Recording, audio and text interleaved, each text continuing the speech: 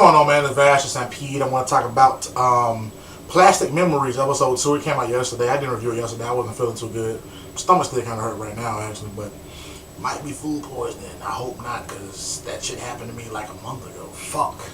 But Plastic Memories, episode 2, man. This episode wasn't as sad as episode 1 was, you know what I'm saying?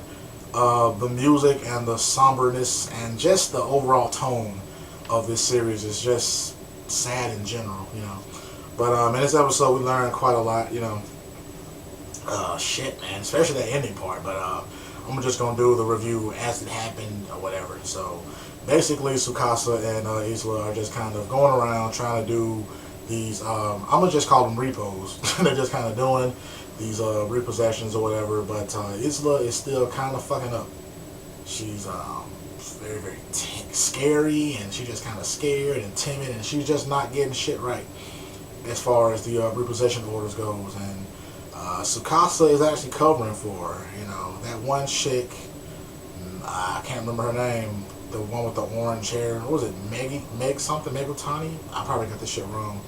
But she's kind of giving him a hard time, you know, pretty much chewing him out as his superior in a way. But she slowly comes to realize that he's covering for Isla. It's not because he's incompetent in his job. He's actually covering for her.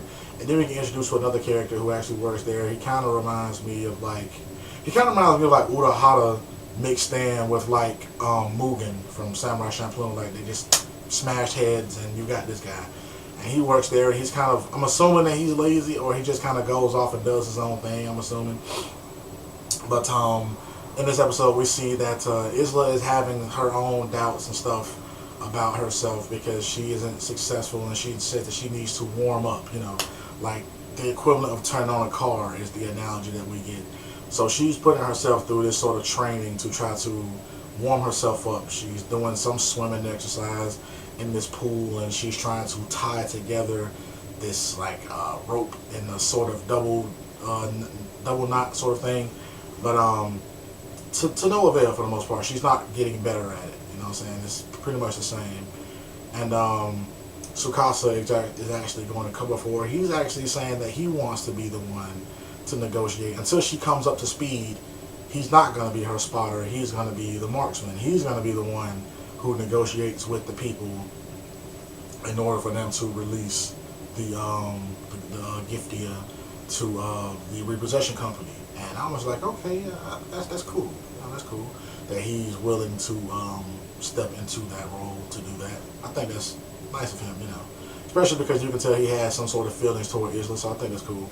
And he actually has a sit down with the boss. She's not the boss, but I'm just gonna say she is because she's the most prominent one that you see, and not the guy who is actually the boss. But he has a sit down with her, and she just kind of tells him, you know, just treat, you know, Isla nice and do all these sort of things for her, and try to give him a little bit of information, but not too much, you know, just kind of giving him, you know, the motivation that he needs to put a plan in motion in order to do something. And he does, you know.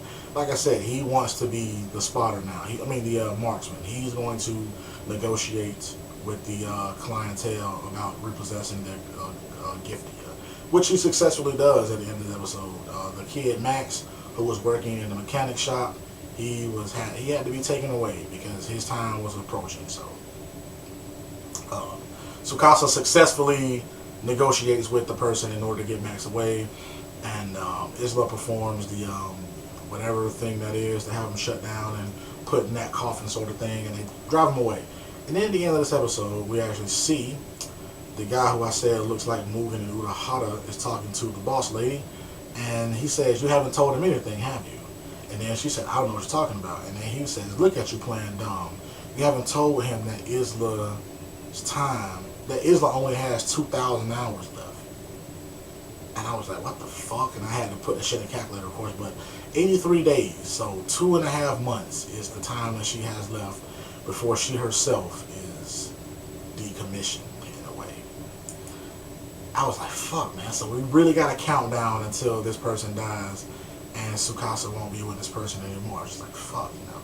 But I want some more information as to exactly what will happen. Are we going to get an episode where we see a Giftia who has gone past the time limit that they supposedly say this person has, and what happens to them? Like, is it just they're gonna forget shit? You know, if that was happening, do they go through some form of dementia, and because of that they end up being more of a burden on the owner than, you know, necessary? I don't know. So I want to get an episode that has that features what happens when the Giftia expires. That's what I want to see.